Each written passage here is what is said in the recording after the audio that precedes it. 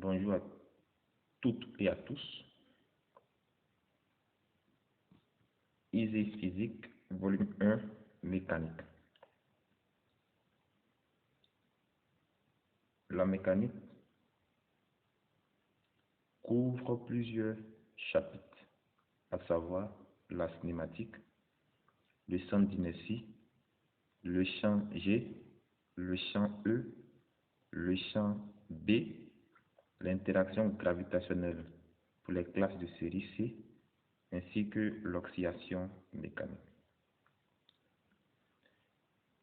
Le but de ce programme n'est pas de reprendre tous les cours que vous avez vus en classe, mais c'est juste pour montrer aux élèves et aux candidats au baccalauréat les méthodes,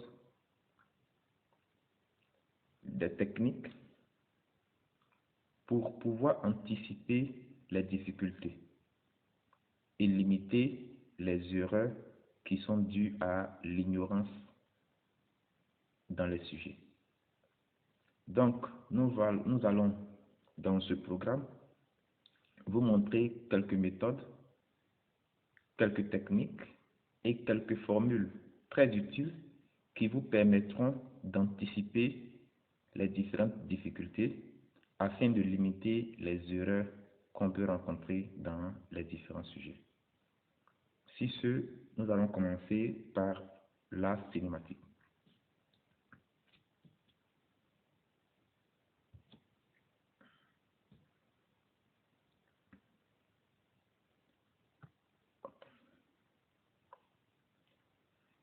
Par définition, la cinématique, c'est l'étude du mouvement d'un mobile indépendamment de la cause. Et nous allons expliquer. Quand un mobile est en mouvement, ce dernier est influencé par trois éléments,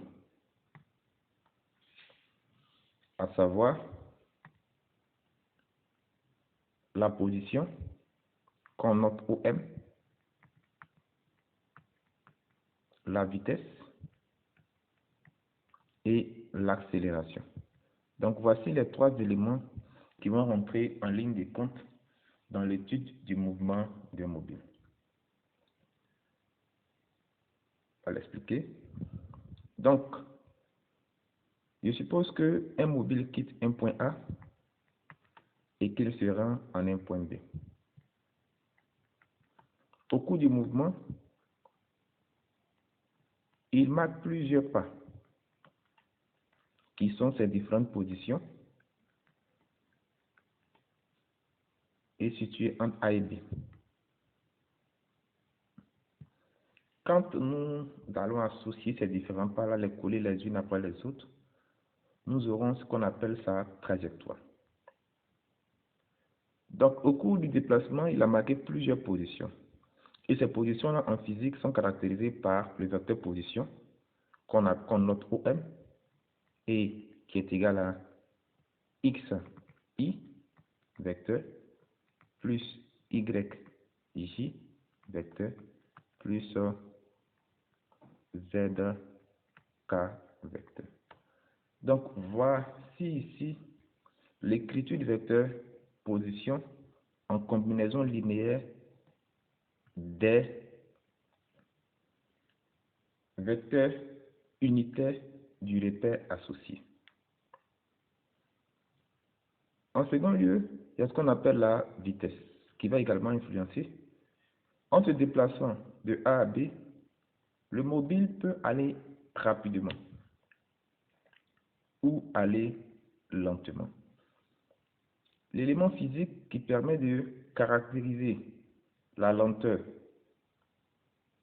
ou même le fait d'aller vite sera la vitesse. Et cette vitesse-là, par définition, sera égale à la dérivée du vecteur position qui est OM par rapport au temps. Donc, En physique, les dérivés seront notés point au lieu de prime. Donc nous aurons x point i plus y point j vecteur plus z point k. Voici également l'expression du vecteur vitesse x point i plus y point j plus z point k. Et finalement, nous avons le vecteur accélération. On suppose que entre A et B, nous insérons un point C. Donc, le trajet peut s'effectuer en 2 ou en plusieurs phases. En quittant A pour aller en C, le mobile parcourt cette portion-là rapidement. Donc, la vitesse a tendance à augmenter. Entre C et B, il parcourt la portion lentement. Donc, la vitesse a tendance à diminuer. Donc, on voit que dans la première phase, la vitesse augmente. Dans la seconde phase, la vitesse diminue.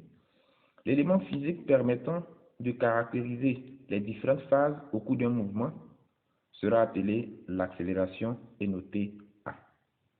Et ce A-là, par définition également, sera égal à la dérivée seconde du vecteur vitesse, sera égal à la dérivée du vecteur vitesse par rapport au temps, donc la dérivée seconde du vecteur position. Donc je vais illustrer tout ça. On a vu tout à l'heure que OM, qu'on appelait le vecteur position, était égal à xi vecteur plus yj vecteur plus zk vecteur.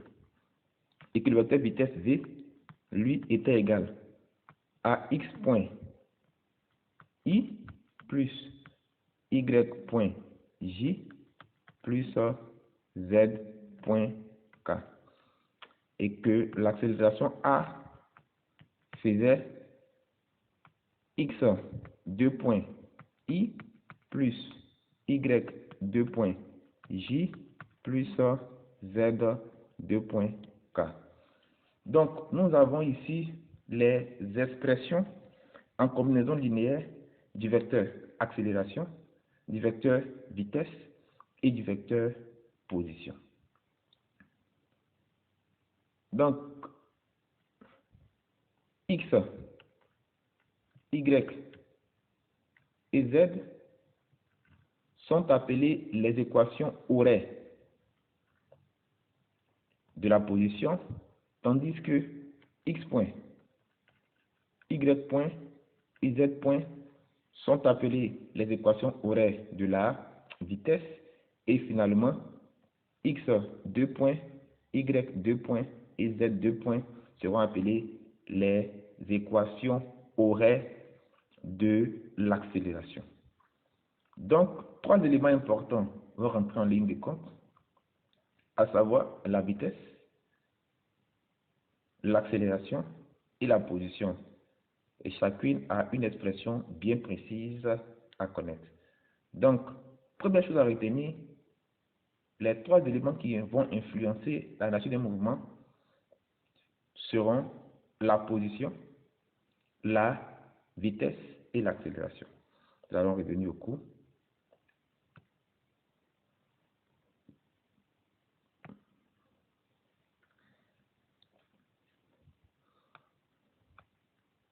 Donc, premier élément, le vecteur vitesse que nous avons vu un peu plus haut par le vecteur position et les équations horaires x de t, y de t et z de t. Ça a été déjà expliqué précédemment. Nous allons revenir sur le vecteur vitesse. Le vecteur vitesse, par définition, sera quoi? La dérivée du vecteur position. Nous l'avons également dit précédemment. Et voici les coordonnées qui sont x point, y point et z point, que chacun de vous devra retenir pour la suite du cours. Nous poursuivons sur le vecteur accélération qui, quant à lui, est la dérivée du vecteur vitesse. Donc, dans les coordonnées, dans les équations qu'on fait, font x 2 points, y 2 points et z 2 points. Donc, voici un peu, je ne vais pas faire une lecture complète, mais juste présenter les différents éléments. Comme je l'ai dit précédemment, le but n'est pas de vous refaire le cours complet. Nous allons passer à ce qu'on pourrait appeler la base de Fresnel. Donc, simplement,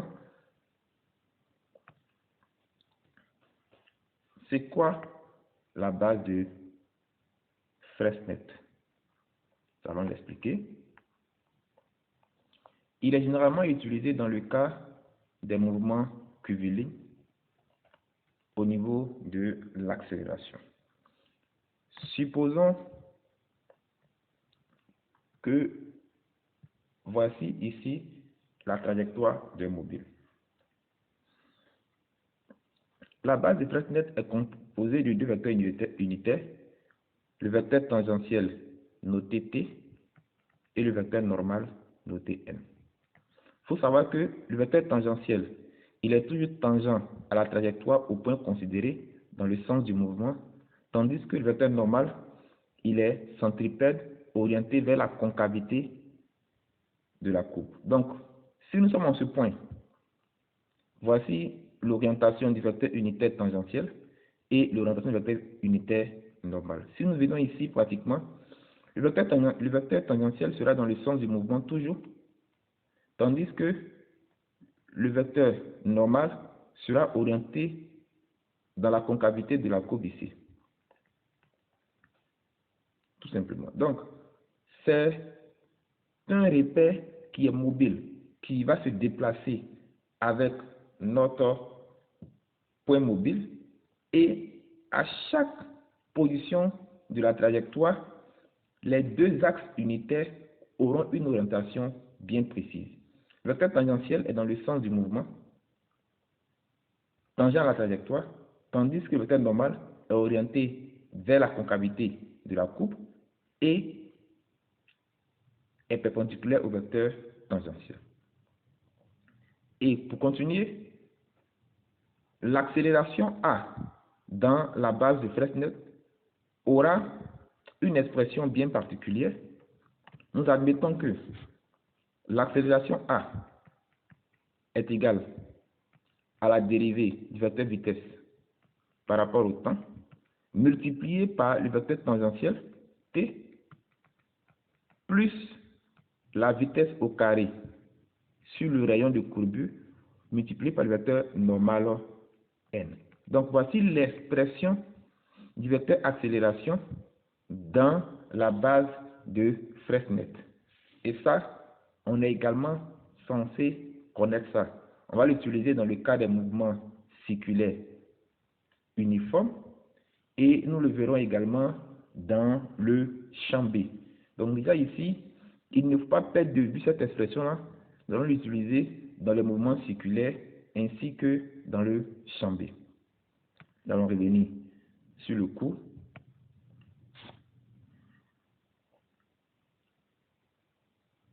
Donc, on dit ici que vecteur accélération dans la base de Fresnel.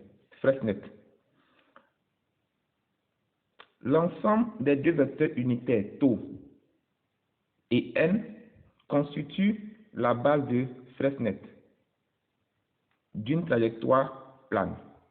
Le vecteur tangentiel t est orienté dans le sens positif choisi et le vecteur normal L est dirigé vers l'intérieur de la concavité. Quelle que soit la trajectoire et la nature du mouvement, de M, le vecteur A s'écrit. Tout à l'heure, je l'avais dit. Ça fait la dérivée de V par rapport au temps, multiplié par le vecteur tangentiel, plus la vitesse au carré, sur tau qui est appelé ici le rayon de courbure. Donc, en quelques mots, voici ce qu'on pourrait appeler l'expression du vecteur accélération dans la base de Fresnel. Nous allons continuer maintenant. Donc, on a dit qu'en cinématique, nous avons trois caractéristiques importantes qui étaient la position, la vitesse et puis l'accélération. Et ces trois éléments-là allaient nous donner les équations horaires de la position, les équations horaires de la vitesse et les équations horaires de l'accélération. Également, ces éléments vont influencer mais vont conduire à différents types de mouvements. Nous avons le mouvement rectiligne uniforme, le mouvement rectiligne uniformément varié et le mouvement circulaire uniforme. Donc, nous avons trois types de mouvements et ces mouvements-là vont dépendre des valeurs de l'accélération, de la vitesse ou de la position que nous allons avoir. Donc déjà, c'est quoi un mouvement rectiligne? Ici, on nous dit que un mouvement rectiligne dont la vitesse est constante est rectiligne uniforme. Je m'explique.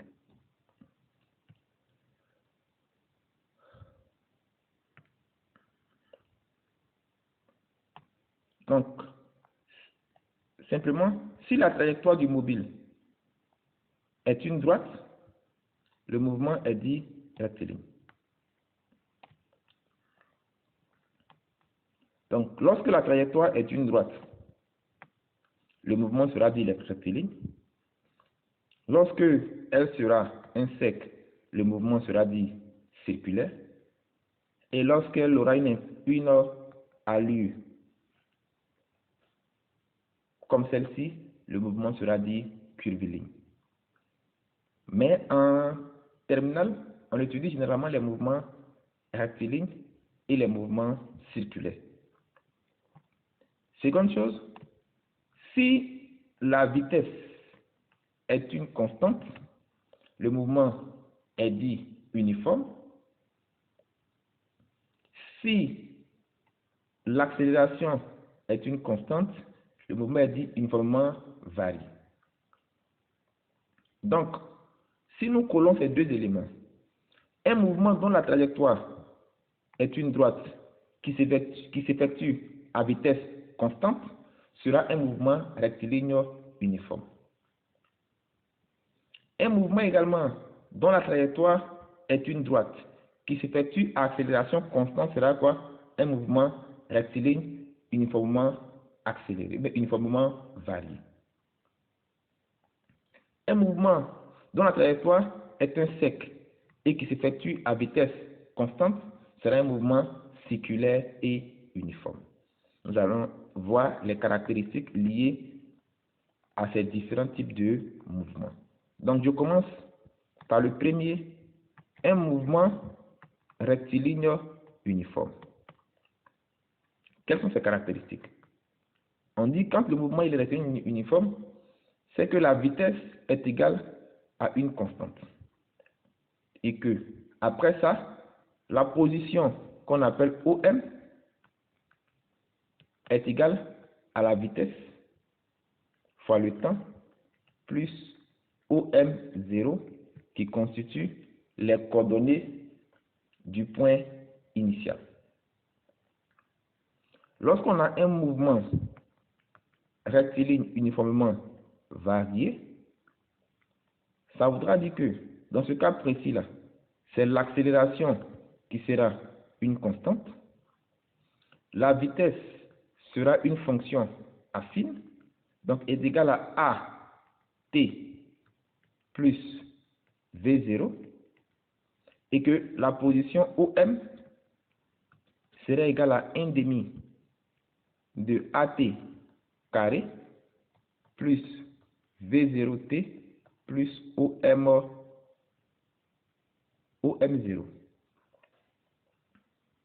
Voilà. Donc, voici ici les caractéristiques pour un mouvement rectiligne uniformément varié. Donc, quand il est rectiligne, vitesse constante, position, fonction affine. Quand il est uniformément varié, accélération constante, vitesse, fonction affine et position, fonction du second degré. Je vais continuer. Si notre mouvement maintenant, il est circulaire, uniforme, nous retenons que, j'ai dit pour les mouvements circulaires, nous allons utiliser la base de Fresnel.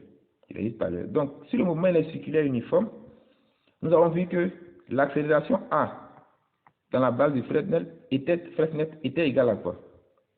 Était égale à la dérivée de la vitesse par rapport au temps, multiplié par le vecteur tangentiel, plus la vitesse au carré sur le rayon, multiplié par l'accélération normale. Et comme le mouvement il est uniforme, ça impose que la vitesse est une quoi? Est une constante. Donc, ce qui fait que la dérivée de la vitesse par rapport au temps sera égale à combien? À 0. D'où l'accélération A, finalement, sera égale à la vitesse au carré sur le rayon multiplié par quoi? Par le vecteur normal. Donc, voici l'expression du vecteur accélération dans la base de Fresnel. Donc, nous pouvons conclure que la norme de vecteur accélération dans la base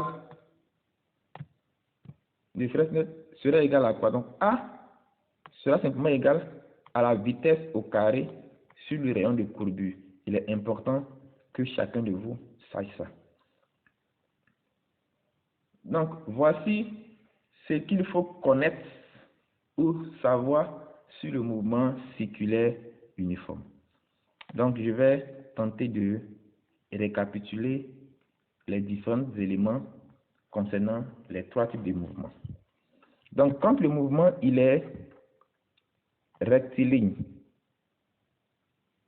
et uniforme, simplement, qu'est-ce que nous disons? Nous disons que pour les caractéristiques, nous avons la vitesse qui est une constante et la position qui est une fonction affine. Vt plus quoi? OM0. Ok. Lorsque le mouvement est uniformément varié, qu'est-ce que nous avons? Nous avons l'accélération qui est une constante, la vitesse qui est une fonction affine qui fait AT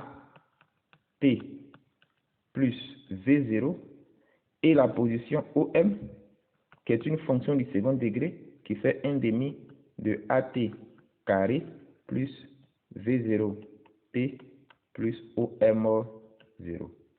Et finalement, quand nous avons un mouvement circulaire uniforme, nous retenons que l'accélération A sera égale à la vitesse au carré sur le rayon de courbure multiplié par le vecteur normal et que finalement sa norme A est égale à V carré sur R car la dérivée de la vitesse par rapport au temps est égale à 0. Donc l'expression de la norme du vecteur tangentiel est toujours nulle.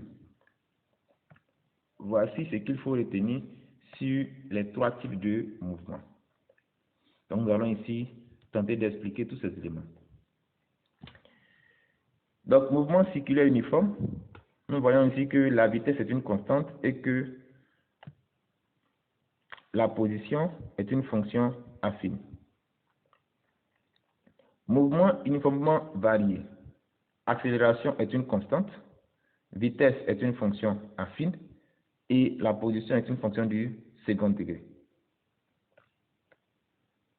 Nous allons passer maintenant au mouvement circulaire. Je ne vais pas expliquer tout ça.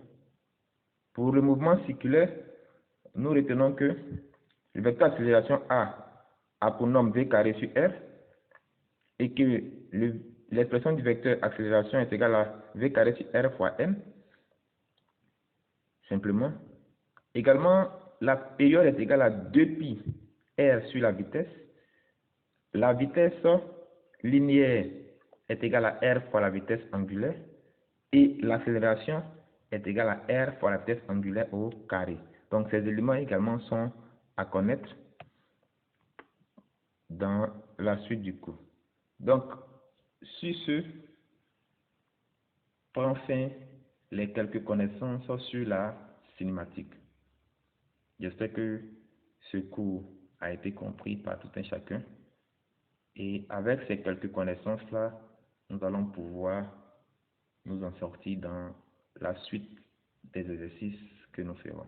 Merci à tous.